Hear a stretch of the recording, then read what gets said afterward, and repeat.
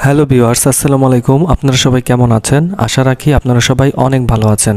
আর আজকের ভিডিওটি মূলত মাইক্রোসফট ওয়ার্ড 2021-এর প্রথম পর্ব, যেখান থেকে আমরা শুরু করছি কিভাবে মাইক্রোসফট ওয়ার্ডে পেজ সেট আপ করবেন, কীভাবে ফন্ট সেকশনে কাজ করবেন, বাকি যা যা আছে সব কিছু আমরা কয়েকটি পর্বে ভাগ করব। তো পর্ব 1, পর্ব 2 এভাবেই চলতে থাকবে আমাদের ভিডিও। তো আপনারা অবশ্যই মনোযোগ সহকারে এই ভিডিওগুলো দেখবেন, কারণ মাইক্রোসফট ওয়ার্ড একটি গুরুত্বপূর্ণ জিনিস, যে কোনো চাকরির ক্ষেত্রে এটা অবশ্যই লাগবে। তো চলুন আমরা কম্পিউটার স্ক্রিনে চলে যাই, আমাদের প্রথম পর্বের ক্লাসগুলো আমরা ভালোভাবে উপভোগ করি। ধন্যবাদ সবাইকে। আমরা চলে আসলাম কম্পিউটার স্ক্রিনে, আর আজকে কম্পিউটার স্ক্রিনে আমরা যে ভিডিওটি দেখব সেটা হচ্ছে ওয়ার্ড 2021-এর আপনার ফন্ট সেকশনের যে জিনিসগুলো আছে সেগুলো। তো আমরা ওয়ার্ড ওপেন করি। তো এটা হচ্ছে অফিস 2021। এখান থেকে আমরা ব্ল্যাঙ্ক ডকুমেন্টে যাব। তো ব্ল্যাঙ্ক ডকুমেন্টে যাওয়ার পর মনে রাখবেন, ব্ল্যাঙ্ক ডকুমেন্ট হচ্ছে অফিস ওয়ার্ডের জন্য। তো আমরা এখানে দেখেন, আমরা যে ফন্ট সেকশনে আমরা যে জিনিসগুলো দেখব সেটা হচ্ছে, এটা হচ্ছে ফন্ট, এটা হচ্ছে ফন্ট সাইজ, এটা হচ্ছে ইনক্রিজ ফন্ট সাইজ, এটা হচ্ছে ডিক্রিজ ফন্ট সাইজ। আর এগুলো নিয়ে আমরা আলোচনা করব। আজকে আমরা শিখব হচ্ছে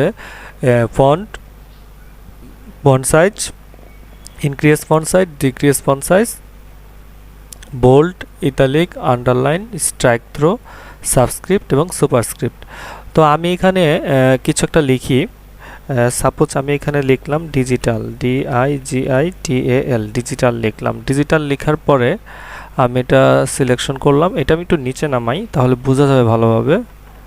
তো ডিজিটাল লিখলাম, লেখার পরে আমি এটা সিলেকশন করলাম। সিলেকশন করার পরে দেখেন আমার এখানে ফন্ট অনেকগুলো নাম আছে।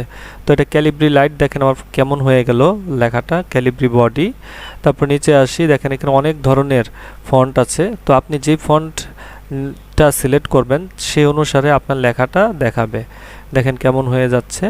তো জেনারেলি সবাই যেটা ইউজ করে, এবং আমিও দেখেছি এটাই ম্যাক্সিমাম মানুষ ইউজ করে ইংলিশ লেখার ক্ষেত্রে, সেটা হচ্ছে টাইমস নিউ রোমান। তো এই হচ্ছে টাইমস নিউ রোমান, আমিও টাইমস নিউ রোমান সিলেক্ট করলাম। তো এটা হচ্ছে আপনার ফন্ট সিলেক্ট করা। এখান থেকে আপনি বাংলা ফন্ট, যত ধরনের ফন্ট আছে, হিন্দি, বাংলা, চাইনিজ, সব কিছু আপনারা এখান থেকে সিলেক্ট করতে পারবেন। তো তারপরে আসি আমি ফন্ট সাইজ। দেখেন এখানে 8, 9, 10, 11, 11টা হচ্ছে ডিফল্ট সাইজ। তারপরে আছে 12, 14, 16। দেখেন বড় হচ্ছে, যত বেশির দিকে যাচ্ছি লেখাটা তত বড় হচ্ছে। এখানে হাইস্ট 72 পর্যন্ত দেওয়া আছে। তো জেনারেলি মানুষ 14 এবং 16তেই ম্যাক্সিমাম লিখে। তো 12, 14, 16 এই তিনটার ভিতরেই মানুষ লিখে আর কি। তো স্ট্যান্ডার্ড মনে হয় 14 বা 12 এরকমই হবে, এক একজন এক একটা বলে আর কি। যাই হোক, তো এটা হচ্ছে ফন্ট সাইজ। তো আমি 14তে দিলাম, 14 নাম্বার ফন্ট সাইজে আপনার লেখাটি এখন আছে। আর এটা হচ্ছে আপনি সরাসরি দেখে সিলেক্ট করতে পারছেন, আর এটা হচ্ছে আপনার গ্র্যাজুয়ালি বাড়াতে পারছেন, আবার কমাতে পারছেন। তো এটা হচ্ছে আপনার এইটা। তো আমার এই লেখাটাকে যদি আমি এখন বোল্ড করি, বোল্ড মানে মোটা, তো এটারও আপনার আছে। ফন্টের হচ্ছে Ctrl+Shift+F শর্টকাট। ফন্ট সাইজের হচ্ছে Ctrl+Shift+P। আর এই পাশেও আছে Ctrl+Shift+ বড়, যেটা আর কি ইজ গ্রেটার দেন, আর Ctrl+Shift+ স্মলার দেন। তারপরে আসি বোল্ড। বোল্ড হচ্ছে Ctrl+B। তো এটাতে ক্লিক করলে দেখেন মোটা হচ্ছে, আবার ছোট হচ্ছে, মোটা হচ্ছে।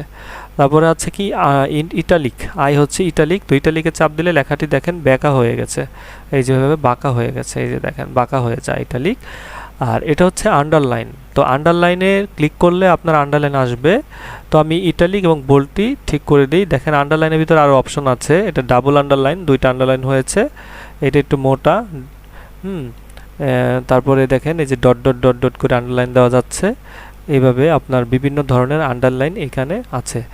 মোর আন্ডারলাইনস, আপনি আন্ডারলাইন যেভাবে দিতে চান মোর আন্ডারলাইনসে গেলে ওইভাবে আপনি করতে পারবেন। তো যাই হোক, তারপরে আসি আমি এখানে আন্ডারলাইন কালারটা আপনি লাল দিলে লাল আসবে, সবুজ, নীল, যেই রঙই দেন আপনি সেই রঙের আন্ডারলাইন দিতে পারেন। আমি মনে করেন লাল রং দিলাম, দেখেন আমার ডিজিটালের নিচে লাল রঙে আসছে। তো আন্ডারলাইনটা আমি আবার উঠাই দিব, সিলেক্ট করে আমি আন্ডারলাইনে ক্লিক করলে আন্ডারলাইন উঠে যাবে। তো আন্ডারলাইনের শর্টকাট শর্টকাট হচ্ছে Ctrl+U। তারপরে আসি আমি স্ট্রাইক থ্রো। দেখেন এবি কাটা দেখাচ্ছে। স্ট্রাইক থ্রো মানে cross something out by drawing a line through it, তার মানে হচ্ছে আপনি কিছু কাটবেন।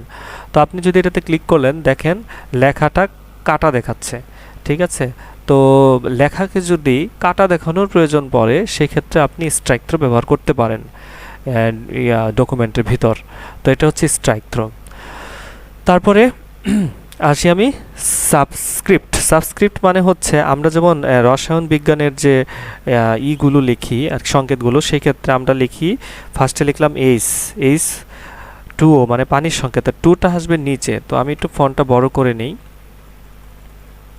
তো সাপোজ লিখলাম আমি এইচ, তারপরে 2টা আসবে নিচে, তো এর জন্য আমাকে এইটায় চাপ দিতে হবে। এটায় চাপ দিলে তারপরে লিখবো আমি 2, দেখেন নিচে চলে আসছে। আর তারপরে ওটা হবে উপরে। যদি আপনি ও লিখে দেন এখানে, দেখেন ওটা কিন্তু 2 এর পাশেই হচ্ছে, কিন্তু হবে কিন্তু এইচ এর পাশে।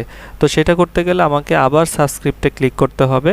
ক্লিক করে আমি ও লিখব, দেখেন আমার পানির সংকেত হয়ে গেল।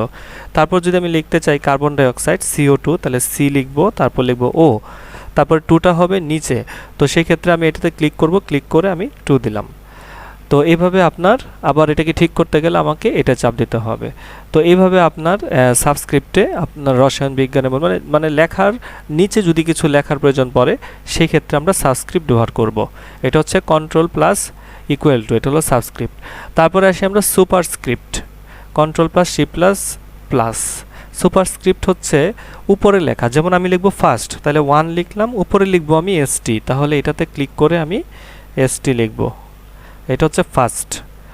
তো তারপরে সেকেন্ড লিখব, তো সেকেন্ড লিখতে গেলে আমাকে আবার নিচে আসতে হবে, কাজে ওইটা চাপ দিয়ে নিতে হবে। তাহলে 2, উপরে লিখবো আমি এনডি, তাহলে এটাতে ক্লিক করে আমি লিখব এনডি সেকেন্ড। তারপরে আবার নিচে আসব, এই যে নিচে আসলাম, তারপর লিখব থার্ড 3, উপরে লিখব আরডি, তাহলে দিয়ে আমি লিখব আরডি।